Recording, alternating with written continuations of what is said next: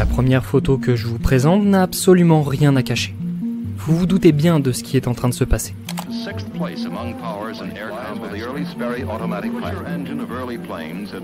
Pour quand même vous préciser la chose, un jeune Australien de 14 ans, Keith Sapsford, qui rêvait de partir en voyage, un jour, au lieu d'aller en cours, élabore un plan pour s'introduire dans un avion en partance pour Tokyo. Alors bien décidé à partir, il s'arrange pour rejoindre l'aéroport de Kingsford Smith à Sydney et réussit à s'introduire dans le compartiment des trains d'atterrissage de l'avion en toute discrétion, sans que personne ne le sache, et ça pose quand même un gros doute sur la sécurité mise en place à l'aéroport ce jour-là. Malgré tout, Keith y reste pendant des heures, sous la chaleur étouffante de l'Australie, jusqu'à ce que l'avion décolle. À ce moment précis, il allait enfin réaliser son rêve de toujours, du moins, c'est ce qu'il pensait.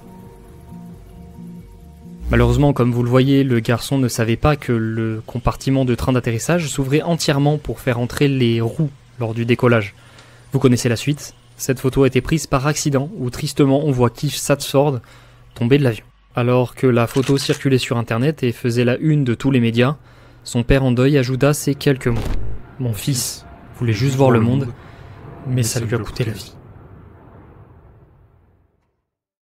Le monde est rempli de bizarreries, de choses perturbantes et d'histoires que l'on peut raconter. Quelquefois, ces histoires sont capturées en photo ou simplement symbolisées par l'une d'entre elles, mais évidemment, il arrive que la photo en question cache une sombre histoire. Durant cette vidéo, accompagné de Toto et de Diomède, je vous propose que l'on voit ensemble cette autre photo qui, justement, possède une face cachée. Les derniers instants d'une vie, la triste preuve d'une existence oubliée ou bien des photos que l'on n'arrive toujours pas à expliquer. Ces photos ont marqué Internet d'une manière ou d'une autre jusqu'à ce qu'elles arrivent entre nos mains, et malheureusement, avec le temps, les histoires passent et les souvenirs se désagrègent. Mais ces photos, elles, perdureront toujours pour raconter cette histoire, et si vous le voulez bien, laissez-nous vous parler de quelques-unes d'entre elles. Le vampire de Niteroi. Cette photo est pour moi celle qui a le background le plus lourd de toutes celles que j'ai sélectionnées, mais je vais d'abord vous la décrire. On y voit un homme t-shirt rouge, latino-américain, un peu plus de la vingtaine, et qui semble être accroupi au milieu d'un champ. Cela peut paraître anodin, mais le détail qui attire tout de suite l'œil et qui a fait connaître cette photo, c'est qu'il pointe fièrement du doigt un tas d'ossements qui se trouvent à ses pieds. D'autant plus que sa main pointe clairement en mimant une arme à feu. Avec son sourire satisfait, ça rend le cliché bien plus glauque qu'il n'y paraît, même si cela pourrait bien être simplement des ossements animaliers, comme on en trouve de manière aléatoire dans la nature. En tout cas, Internet s'y est intéressé et a tout de suite trouvé ça étrange. Les anonymes ont lancé une recherche faciale pour lever le doute sur l'origine de cette photo, et ça n'aura pas été très long avant que le visage de l'homme matche avec celui de Marcelo Costa de Andrade, surnommé le vampire de Niteroi. Pour la faire courte, parce que son histoire n'est pas du tout agréable pour ne pas dire horrible, Marcelo Costa est né dans les favelas de Rio et a été violemment maltraité par ses parents durant toute son enfance. Voilà ce qui pose déjà le contexte d'un traumatisme qui le suivra toute sa vie. À l'adolescence, il fuit logiquement son domicile et se prostitue pour gagner sa vie, étant donné que dans les favelas, quand t'es un enfant, il n'y a pas 36 possibilités pour survivre en fait. Il le fera jusqu'à en être dégoûté, et ce moment de sa vie marquera le jour où il deviendra un serial killer. Ouais, c'est la douche froide, et une grosse douche froide, parce qu'il avouera avoir eu pas moins de 14 victimes et 14 enfants sans défense qu'il aura leurré avec une grosse somme d'argent changeur de vie pour des enfants toujours vivant dans des familles pauvres des favelas, qu'il aura ensuite abusé sexuellement avant de les étrangler. D'ailleurs, pourquoi on le surnomme le vampire de Niteroi? Déjà parce que tous les crimes ont été commis aux alentours d'une ville brésilienne nommée Niteroi, et aussi parce qu'il récupérait le sang de ses enfants pour le boire. Il y a même des photos de lui en train de réaliser l'extraction brutale qui traînent encore sur internet. Je vous dis ça comme ça, mais n'allez pas voir ces photos parce que le bodyguard vous retournera littéralement les entrailles. Vous pouvez simplement vous contenter de ce que je dis, vous perdrez pas grand chose. Mais pour revenir à cette photo, au final, il est sûr à 100% que Marcelo Costa de Andrade pointe les doigts sur les ossements d'une de ses victimes qu'il a brûlé pour effacer les preuves. Et petit détail que vous avez probablement pas remarqué, les bracelets sur ses poignets sont en fait des menottes. En fait, cette photo a été prise durant son interrogatoire. Il y a même des sets de photos où il exhibe fièrement les affaires de ses victimes aux enquêteurs. C'est littéralement monstrueux. Le pire, c'est que lorsqu'il a été appréhendé, il a même pas essayé de mentir sur les meurtres qu'il a commis. Il a même nommé chacune des 14 victimes que la police ne connaissait pas encore. C'est comme s'il voulait se vanter de tout ce qu'il avait commis, comme s'il allait gagner un prix pour avoir fait ça. Juste après cette photo, il sera jugé fou allié et incarcéré dans l'hôpital psychiatrique Henrique Roxo, où il purge encore son ultime peine à ce jour. Concernant le contexte, je comprends pas comment la police lui a laissé prendre cette pose avec un air aussi satisfait, comme s'il se montrait gentil avec lui justement parce qu'il est fou, ou alors simplement par admiration morbide de l'avoir capturé, je sais pas. A noter que sur certaines des photos gore de Marcello, on voit des gens autour de lui alors qu'il a battu à mort un enfant, ce qui pour moi impliquerait automatiquement toutes ces personnes comme des complices ou des gens qui n'auraient pas signalé les crimes, c'est trop bizarre. Et j'ai aussi l'impression qu'il a été bien connu des services de police mais qu'ils l'ont laissé volontairement sévir un moment, puisque beaucoup de photos circulaient où on voyait d'ailleurs, pour certaines, la localisation de Marcello. En tout cas, ce qui est sûr, c'est que ce qui s'est passé dans les favelas restera à jamais dans les favelas. Et cette photo restera une preuve sempiternelle et horrifiante de ces crimes, parce qu'Internet n'oublie pas. Charlie sans visage. Alors celle-ci, vous l'avez déjà tous vue pour illustrer la légende urbaine Charlie No Face ou encore la creepypasta The Green Man qui a beaucoup traîné sur des forums quand j'étais plus jeune. Concrètement, on y verrait le visage d'un monstre sur cette photo. Mais en réalité, on y voit un homme dont le visage semble effacé, il n'a pas d'œil, son nez est un gros trou béant et sa bouche est perturbante, sans lèvres et semble démesurée. Bon. Vous imaginez bien que ça donne de la matière pour des histoires d'horreur étant donné son apparence, on dirait qu'il sort tout droit d'une histoire de mutant et c'est d'ailleurs pour ça qu'on l'a utilisé pour illustrer ces creepypastas. Malheureusement, derrière ces histoires de peau verte et de fantômes au visage effacé se cache en réalité une vraie personne avec une histoire déchirante. Et oui, parce que ce visage n'est pas un montage mais bien Raymond Theodore Robinson. Il est né en 1910 en Pennsylvanie et était un enfant comme les autres avec un visage tout ce qu'il y a de plus normal comme vous et moi, jusqu'à ses 8 ans où il se met en tête d'attraper un nid d'oiseau dans un arbre pour impressionner ses potes et par manque de chance, il touche une ligne électrique cachée sous les feuillages. Et bah, ça pardonne pas, parce que Raymond s'est pris une violente électrisation aux alentours de 22 kV en touchant la ligne avec son visage, alors qu'il grimpait tête bêche. Le courant a probablement été déchargé dans l'arbre par son bras, ce qui a évité un arrêt cardiaque. Cependant, comme vous le savez, ses yeux et sa peau ont fondu jusqu'à ébullition. Ce jour-là, il a perdu la vue et son visage sera déformé à vie. Plus tard, il restera vivre en Pennsylvanie mais évitera de sortir de jour pour ne pas horrifier les gens. Il restait le plus clair de son temps chez lui à fabriquer des porte-monnaies et des ceintures pour gagner sa vie. Néanmoins, il sortait quand même de nuit pour être plus tranquille. Après tout, il était aveugle donc ça changeait pas grand chose pour lui.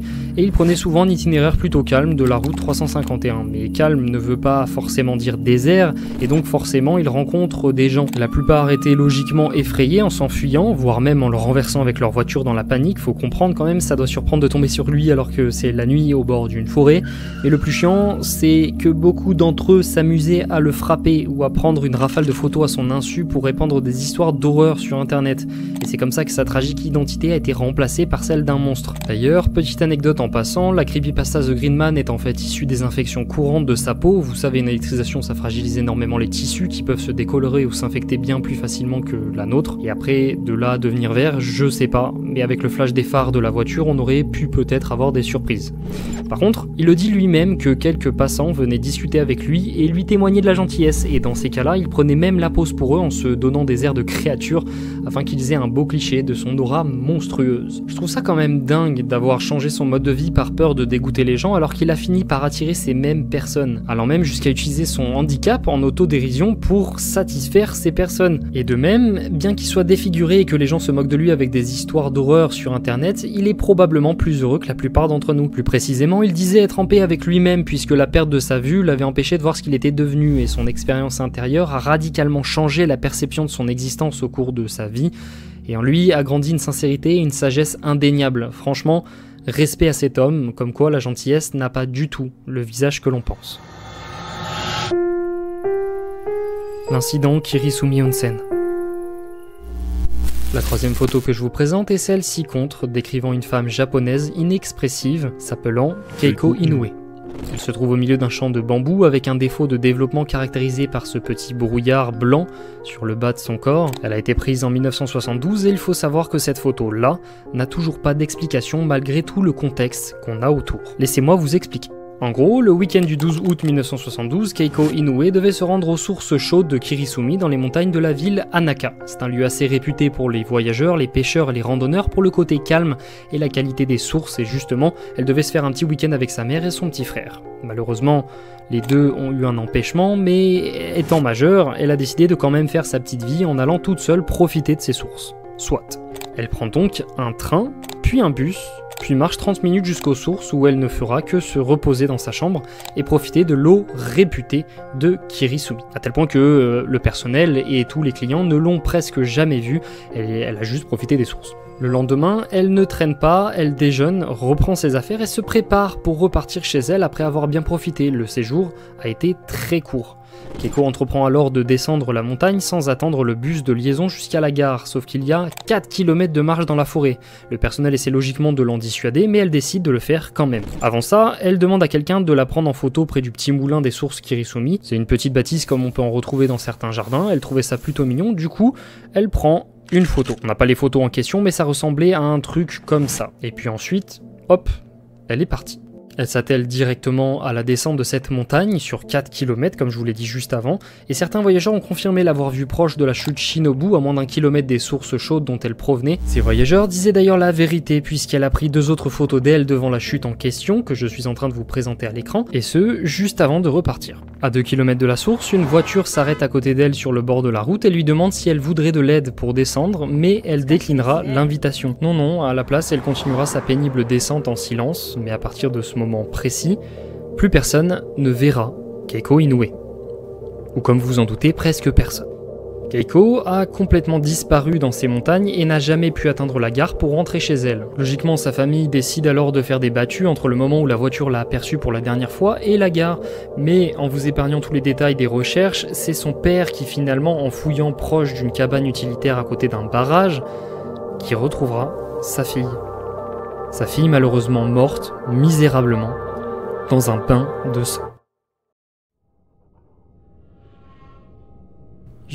Je vais essayer de vous résumer la scène assez rapidement parce qu'il y a beaucoup de détails. Donc premièrement, elle a été poignardée 24 fois, dont une énorme entaille sur un avant-bras, une autre au milieu des clavicules et une dernière sur le flanc assez violente pour casser des côtes. Vu la quantité de sang sur place, elle aurait été tuée dans la pièce donnant sur l'entrée de cette cabane, puis son corps aurait été tiré jusqu'au fond de cette dernière au vu des traînées de sang au sol. Petit détail, sa chemise et sa culotte auraient été baissées comme pour indiquer une agression sexuelle, mais elle n'a aucune trace de vie. Donc pour moi c'est juste une humiliation ou alors quelque chose pour brouiller les pistes. Deuxièmement, concernant les indices que l'agresseur aurait pu laisser sur place, il n'y avait aucune empreinte sur les lieux à part quelques-unes réalisées avec des bottes tabi que le personnel de maintenance et les bûcherons du coin utilisent le plus souvent, sinon rien d'autre. Ah si, le plus important ce sont les affaires qui n'ont pas été volées, il y avait encore ses habits, sa montre, son sac et le contenu du sac, mais surtout son appareil photo contenant les 5 photos qu'elle a prises pendant le trajet.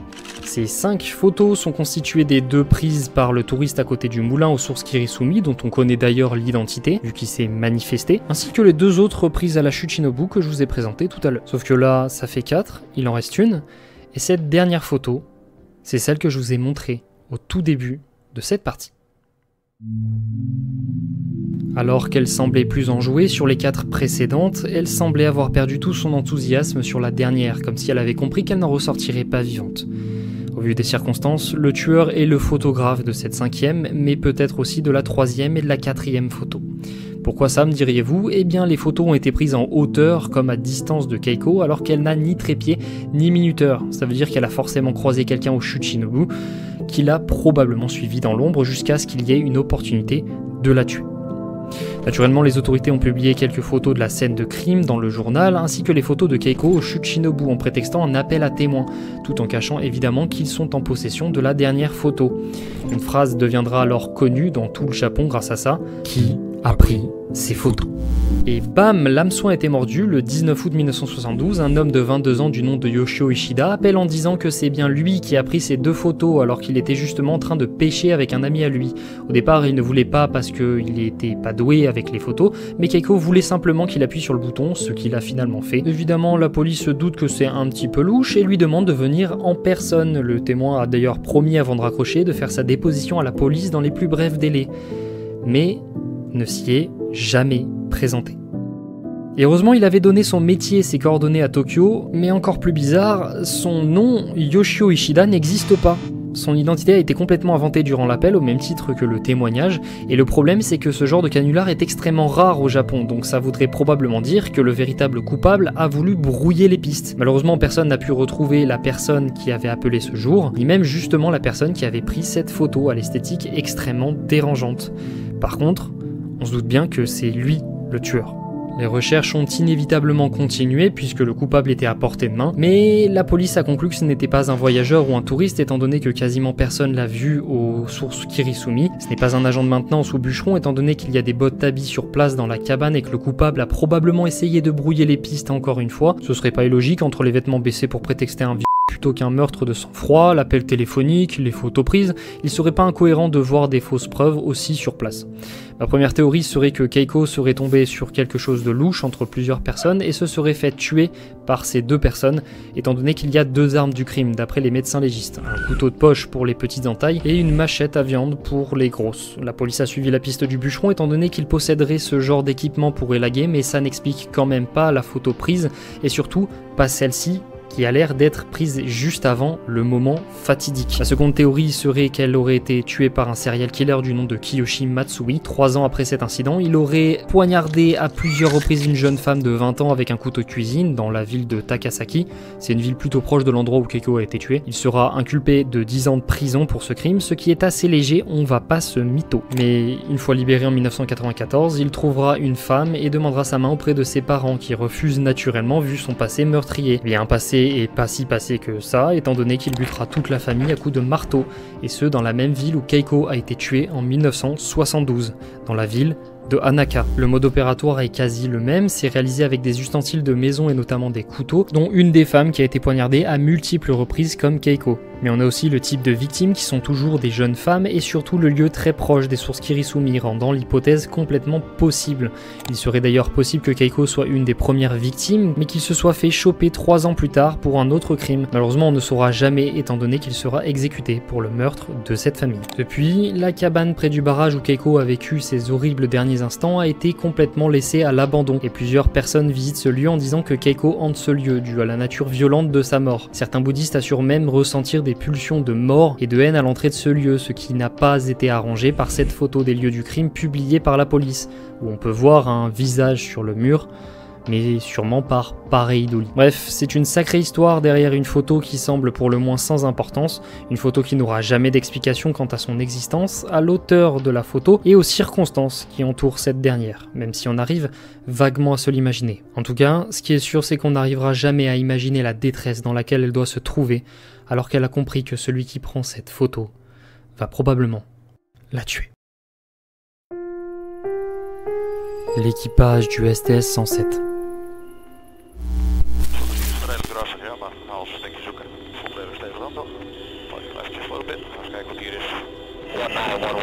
Ok, je pense que l'une des plus grandes peurs que j'ai, c'est ça, l'espace. L'espace c'est aussi un truc qui me fascine, si vous saviez le nombre de magazines que j'ai lus sur ça en étant petit. Mais entre deux planètes stylées et un soleil bleu, il y a un truc qui me fascine beaucoup moins, c'est le vide. Vous vous imaginez ici, à des millions de kilomètres de la planète la plus proche. Et attention, ça doit être magnifique. Je dis pas le contraire, ça doit être magnifique. Mais déjà que je panique quand je vois plus la Terre en bateau. Le mood doit être très différent là-haut. En plus de ça, aujourd'hui, on a des milliers de photos qui sont aussi magnifiques que terrifiantes de par leur gigantisme. Est-ce que vous arrivez à concevoir que ça, c'est genre des millions de fois plus grand que tout ce que tu peux imaginer? Donc ouais, les photos de l'espace qui sont terrifiantes, c'est pas ça qui manque. Et pourtant, laissez-moi vous présenter l'équipage de la mission STS-107, la 113e mission d'une navette spatiale américaine. C'était en 2003 et nos super amis Kalpana, Rick, David, William, Laurel, Michael et Ilan étaient les héros de cette mission.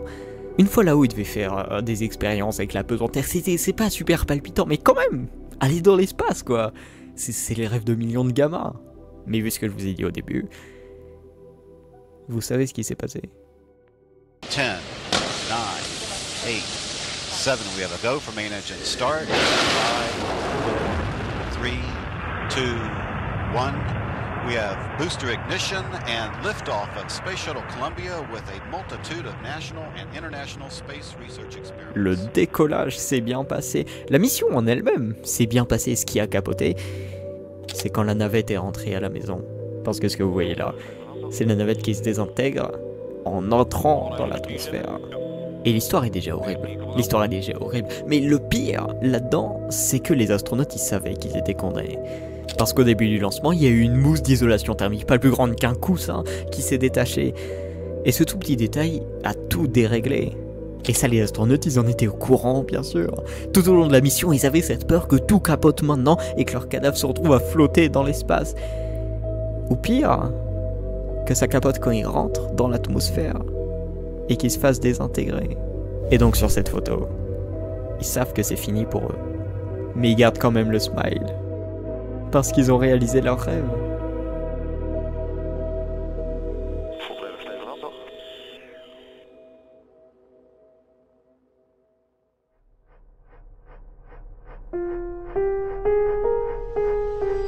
Johanna Lopez.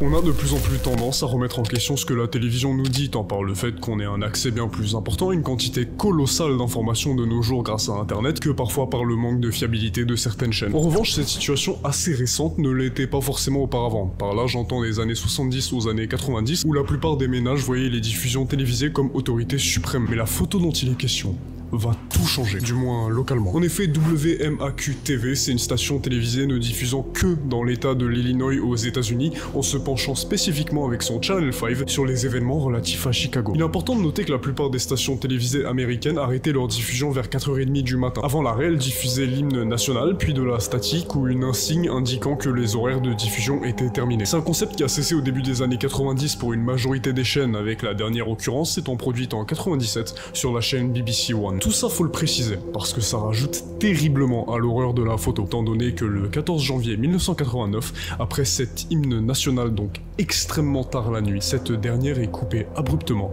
et cette image épouvantable apparaît. Mais pas pendant des secondes, ni même des minutes. Non, c'était pendant près de 2 heures sans aucun bruit, juste cette image qui nous fixe. La photo est d'horrible qualité, on dirait presque un alien avec les cavités de ses yeux extrêmement creusées. Rien n'est réellement perceptible, que ce soit le fond de l'image ou même les traits de visage de la personne montrée à l'écran. Avec ça, une bande où est inscrit disparu, le nom de cette personne, soit Johanna Lopez, ainsi qu'un numéro. Il y a beaucoup de choses à dire sur le nom et le numéro, mais avant, j'aimerais préciser 2 petites choses. L'une d'entre elles est absolument glaçante. La première de ces choses à citer, c'est qu'elle a été classifiée comme étant une Jane Doe, soit une personne qu'on ne parvient pas à identifier. Certes, on semble avoir son nom, mais même si on venait à retrouver un cadavre, on pourrait juste certainement pas l'identifier, parce que Johanna Lopez, sur cette photo, n'est pas identifiable. Le pire, c'est qu'il y a des photos d'autopsie qui sont disponibles sur internet qui lieraient certaines Jane Doe à cette soi-disant Johanna Lopez, mais c'est que des spéculations, et je vous recommande évidemment pas d'aller voir les liens et les photos en question, c'est pas très joyeux. L'autre chose à dire, et c'est celle-ci qui rend le cas encore plus onirique, le 14 janvier 1991, soit pile 2 années après, la même chose est arrivée. Le même scénario, sauf que cette fois, elle a été enlevée de la diffusion quelques secondes après son apparition, avant que la télévision ne diffuse de la statique.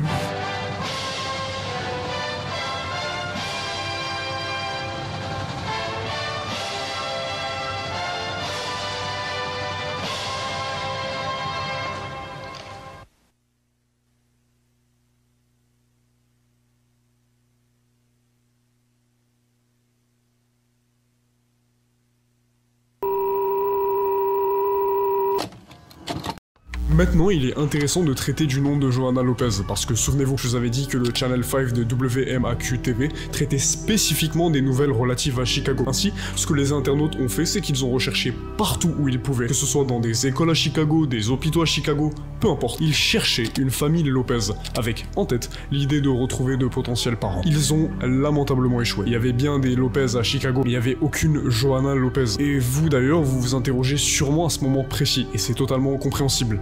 Parce que la police, elle fout quoi? Bah elle fout rien. Parce qu'aucune Johanna Lopez n'est portée disparue. Ils n'ont jamais vu cette photo, n'ont jamais entendu parler d'une Johanna Lopez.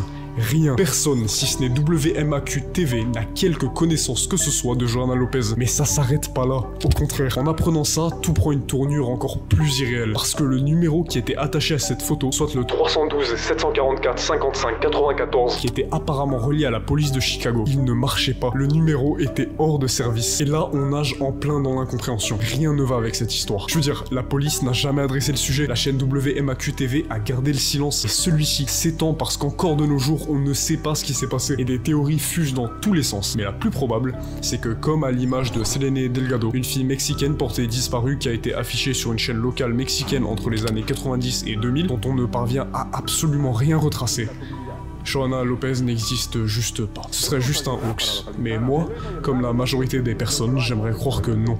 Johanna Lopez existe. Et il y a tout un tas de théories qui pointent vers son existence. Déjà, ce qui expliquerait possiblement un peu plus la crédibilité du cas et du numéro, c'est en débunkant une idée reçue que je vous ai volontairement partagée. Je vous avais dit qu'il appartenait à la police de Chicago. C'est faux.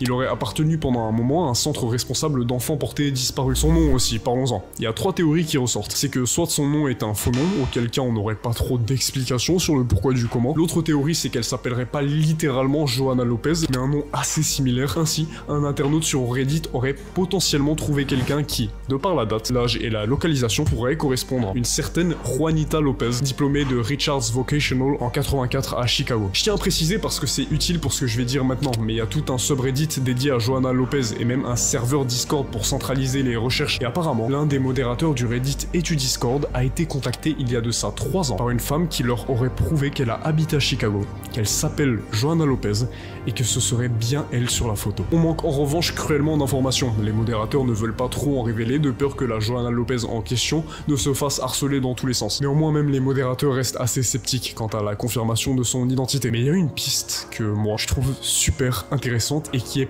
pleinement reliée à la photo, et à la photo uniquement. Parce que vous vous êtes sûrement demandé le pourquoi du comment la photo est d'aussi mauvaise qualité et aussi distordue. Eh bien, un utilisateur a suggéré que l'image avait été faxée à la station télévisée. Et plus l'on faxe une image, plus sa composition devient bordélique. L'utilisateur en question a un ami qui travaille activement dans le secteur de la presse et parfois avec des stations télévisées, et il semble confirmer que ce soit une forte possibilité, celle que l'image ait été faxée. Ainsi, tout ce que l'on aurait à faire, c'est retracer la personne ayant faxé l'image. La station télévisée a sûrement des archives reliées à la personne en question, sauf que non, la station télévisée ne répond pas, ni par appel, ni par mail. C'est pas les essais qui manquent. C'est pour ça que je vous disais que localement, on a sûrement perdu confiance vis-à-vis de la télévision. Comment pourrait-elle faire l'aveugle sur un événement sensiblement choquant et aussi important que la disparition d'une personne? Eh bien, on sait pas vraiment, mais ce cas reste l'un des plus mystérieux. Il y a aujourd'hui encore l'absence complète d'un quelconque consensus sur le sujet, parce qu'il y a tout un tas de pistes qui n'en cessent jamais. Pourtant, on reste bloqué. On ne sait quoi en penser, mais cette image, avec toutes les informations et tous les mythes qui circulent autour, comme celui qui dirait qu'elle ait été kidnappée ainsi que toute sa famille, subsiste, et ne fait rien d'autre que de nous prendre aux tripes.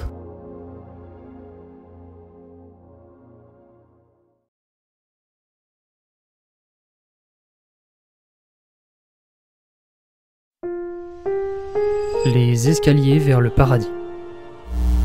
L'avant-dernière photo de cette vidéo sera celle peut-être avec la plus courte histoire à raconter, parce qu'à première vue, on n'y voit simplement qu'une forêt touffue au milieu des montagnes, des amas de branchages et de feuilles, et pourtant, tout se trouve sur cette image, vous avez juste à bien observer.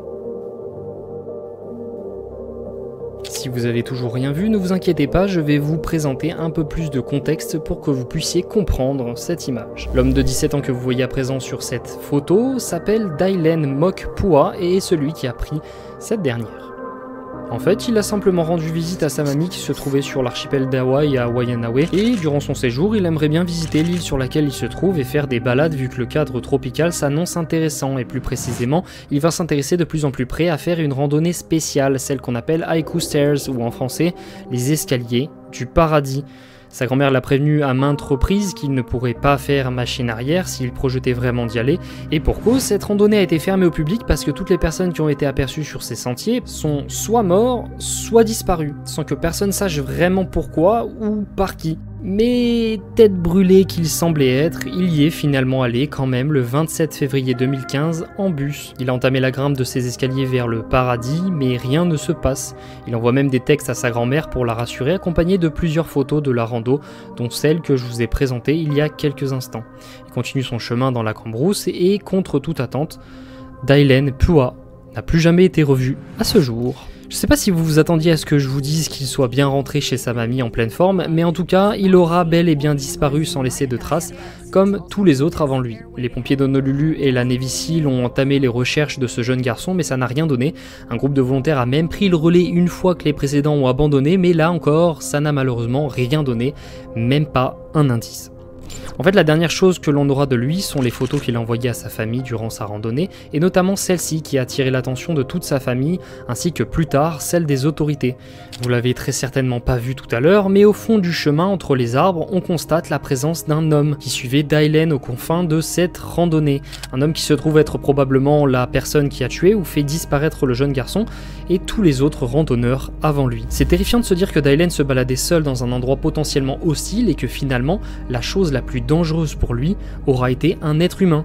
Moi qui adore faire des randonnées dans les bassins grenoblois, c'est une des histoires qui m'a donné le plus de frissons, d'autant plus que les recherches de cet homme n'ont rien donné, et Dylan restera à jamais introuvable. La photo de Showbiz Pizza. Je connaissais pas du tout l'existence de ce truc avant de faire cette vidéo et bordel que c'est un cauchemar sur pattes. En fait, Showbiz Pizza Place était un centre de divertissement familial américain fondé en 1980 et qui est rapidement devenu très connu par le public étant donné une particularité qui se démarquait de ses concurrents à l'époque. C'était une salle d'arcade et de manège qui proposait simplement des pizzas sur place, mais à la différence près qu'ils avaient des animatronics. Et ils en avaient pas mal en fait, hein. Ils en avaient 7 et dont le plus connu était sans doute l'ours Billy Bob représentant un chanteur-guitariste. Alors pour moi et peut-être pour vous aussi, vous trouverez ça plutôt glauque à cause des expressions qui se rapprochent assez bien de celles d'un humain sans vraiment les recopier. On en revient encore à l'Uncanny Valley que j'ai déjà expliqué dans cette vidéo, et surtout que pour notre génération, les animatronics c'est synonyme de Five Nights at Freddy's, et même si j'aime pas spécialement ce jeu, ça a le mérite de représenter quelque chose d'horrifique, ça inspire une connotation d'horreur qui vient s'ajouter au mouvement saccadé et mécanique de ces poupées de métal.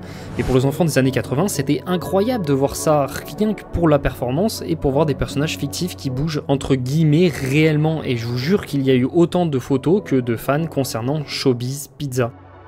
Des photos que voici.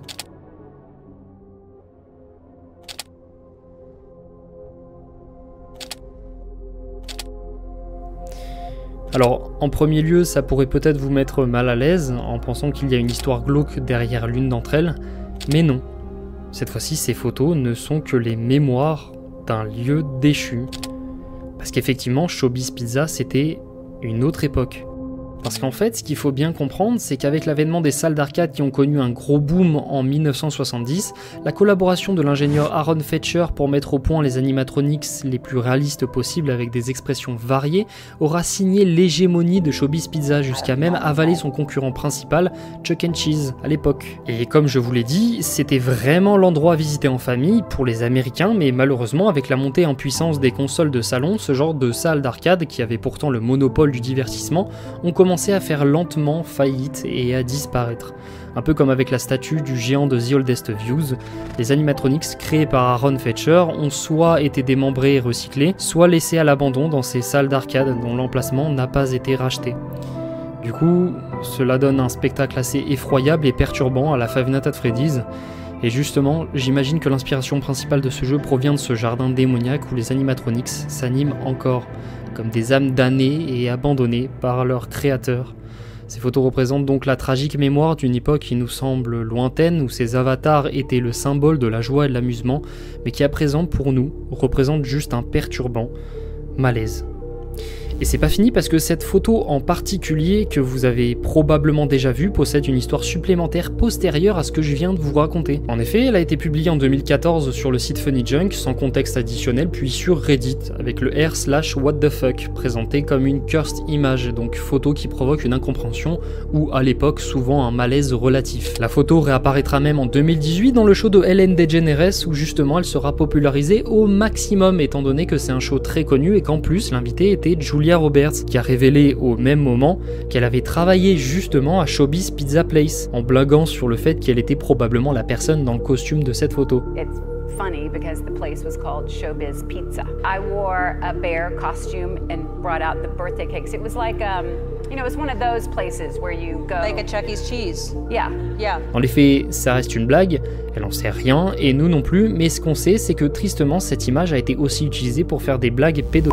Étant donné ce qui est marqué sur son t-shirt, Dick the Birthday Boy, les gens ultra malins rajoutaient juste Yes I Will au-dessus du costume de Billy Bob, formant ainsi la phrase Yes I Will the Birthday Boy, traduite par Oui, je vais ce garçon fêtant son anniversaire. I cannot take my eyes off Dick the birthday boy. Mais bon, en réalité, on s'en fiche, parce que cette image a une signification bien plus joyeuse que tout ce bordel et toutes les autres photos que je vous ai présentées jusqu'à maintenant. En fait, elle provient de l'épisode d'une série appelée Red Letter Media, édition la meilleure du pire, où un protagoniste de la série, Richard Evan, porte justement le t-shirt en question, étant donné que Dick est le surnom de Rick, diminutif de Richard. Justement, ses amis révèlent cette photo de lui au public durant son anniversaire à Showbiz Pizza Place, où il avait passé un excellent moment lorsqu'il était enfant. Le mieux, c'est qu'au pire moment de sa vie, il avait jeté l'album photo dans lequel se trouvait cette dernière, et d'après ce que j'ai compris, son meilleur ami a récupéré l'album dans la poubelle pour lui montrer lorsqu'il serait bien plus heureux. Et au final, on pourrait croire à une photo vachement glauque, avec une histoire vachement glauque, mais au final, c'était simplement un bon souvenir de quelqu'un, et ça allait pas plus loin. Or 3, or something. What the fuck? Why do you have this? Why do you have that? Happy birthday, Dick the birthday boy.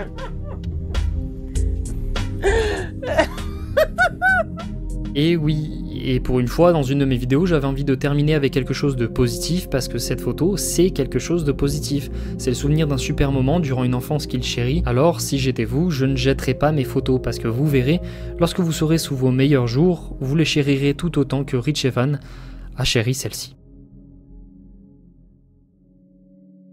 Alors je tiens sincèrement à remercier Toto et Diomède d'avoir accepté de participer à cette vidéo en prêtant leur voix comme ils l'ont fait. C'était très qualitatif et leur contenu respectif l'est tout autant sur leur chaîne personnelle, que je vous affiche d'ailleurs à l'écran et en commentaire piné en dessous de la vidéo. N'hésitez pas à aller voir ce qu'ils font et à leur donner de la force comme vous le faites avec moi, ils le méritent tout autant.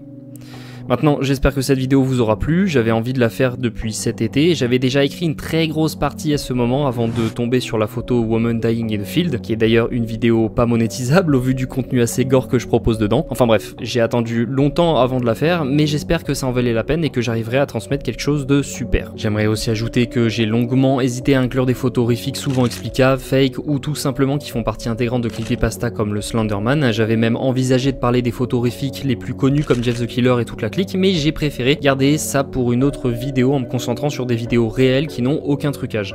J'ai essayé d'ailleurs de garder des photos avec un background assez intéressant et surtout qui n'ont jamais été traitées à ce jour, comme pour la photo Charlie No Face, qui est une photo que j'ai toujours affectionnée. D'ailleurs Toto et Diomède ont très bien réussi l'exercice en faisant exactement comme moi, sans que j'intervienne, et ça c'est chapeau pour eux. Bref, n'hésitez pas à me dire si vous voulez un épisode 2 pour que je me casse la tête à trouver des photos encore plus intéressantes, ou un épisode qui se centre sur ces photos issues de creepypasta pour savoir d'où elles viennent et comment elles ont gagné internet. En tout cas, merci beaucoup d'avoir regardé cette vidéo jusqu'ici, n'hésitez pas à vous abonner si elle vous a plu, même si je pense que c'est déjà le cas si vous êtes arrivé jusqu'ici. Quand bien même, vous êtes les meilleurs, prenez soin de vous et comme d'habitude, faites toujours attention sur internet.